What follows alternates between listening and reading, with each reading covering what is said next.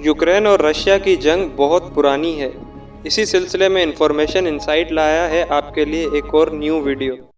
अस्सलामुअलैकुम। उम्मीद है इंफॉर्मेशन इनसाइट देखने वाले खुश होंगे। अगर आपने अभी तक हमारा चैनल सब्सक्राइब नहीं किया तो इसे पहली फुर्सत में सब्सक्राइब करें, वीडियो को लाइक करें और बेल आइकन को प्रेस करना मत भूलिएगा ताकि हमारे आने वाले हर कंटेंट की अपडेट आप तक पहुंच सके।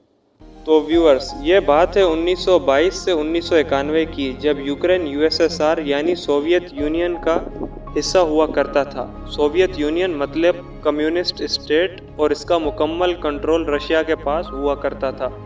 इस यूएसएसआर के तकरीबन 15 से 16 मेंबर थे।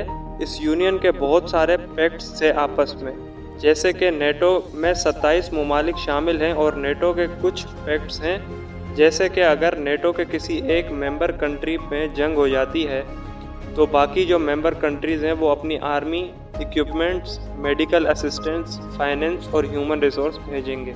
अगर यूक्रेन की बात की जाए तो यूक्रेन और रशिया की जंग 1991 से शुरू हुई, जब यूएसएसआर टूट गया और यूक्रेन एक इंडिपेंडेंट स्टेट बन गया।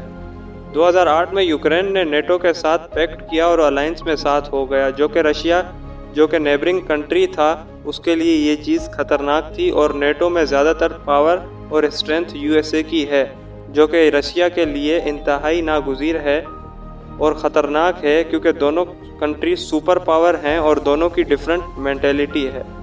यूक्रेन के इस अमल के बाद कि नेटो के साथ जुड़ जाना, ये चीज़ रशिया को पसंद ना आई और रशिया ने 2014 में यूक्रेन का एक एरिया क्राइमिया को कैप्चर किया।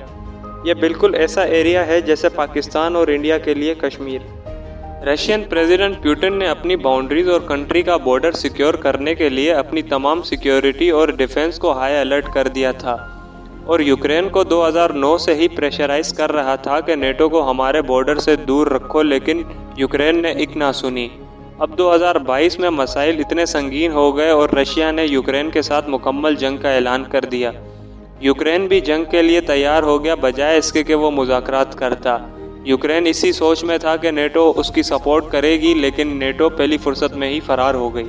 याद रहे, नेटो को बहुत सारे यूरोपियन कंट्रीज सपोर्ट करते हैं, लेकिन रशिया पूरे यूरोप की गैस सप्लाई को कंट्रोल करता है। यही वजह है कि यूरोप के बाकी कंट्रीज इस जंग में हिस्सा नहीं ले रहे।